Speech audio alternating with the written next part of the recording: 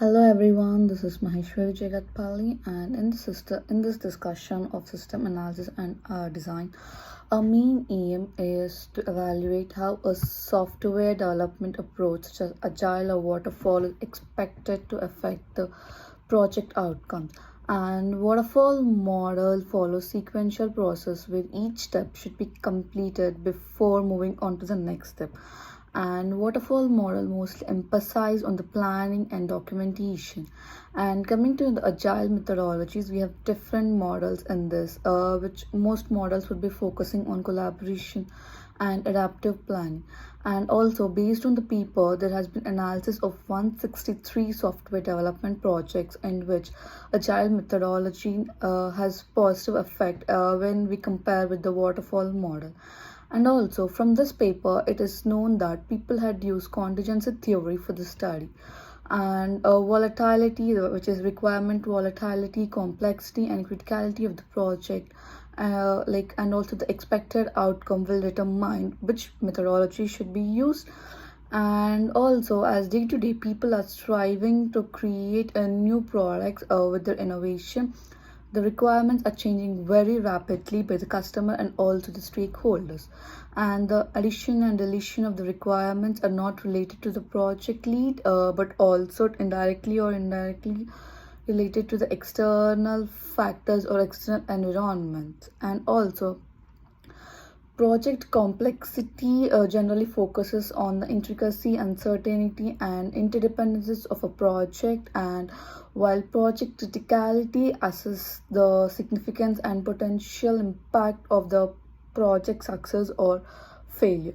And while criticality evaluates the strategic importance and consequences of the project outcomes. And we also know like both the factors are important considerations for project managers in planning, resource allocation, and decision making, but they represent different aspects of project management assessment. And also, according to McLean and Delone, the project outcome can be just success or failure, but Barkik, Zia, and Lee consider that budget, set schedule, and scope are the main outcomes of the project. And also, changes in project scope, project complexity, and criticality can be considered as key contingency variables which will influence the project outcomes. And also, in this paper, it is said by Sharma that if there is a high requirement volatility, so even then, if we use agile methodologies, which would compromise the outcome of the functionality achievement.